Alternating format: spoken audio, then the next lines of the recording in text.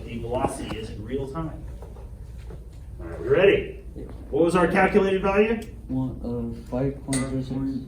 5.067, right? Let's see how we did. 3, 2, 1. Pretty darn close.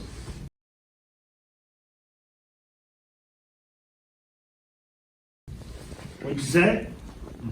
Now here, I'm gonna let this go. I want you guys to watch the graph too. What do you expect to see on the graph? The line. So on this side, what do you expect to see the line do?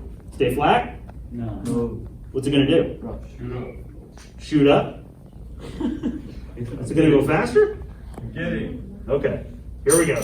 It's not.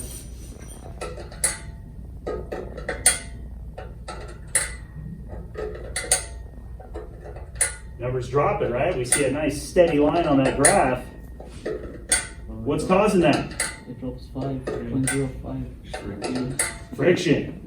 You can hear it rubbing against the connection up there. All right, not too shabby.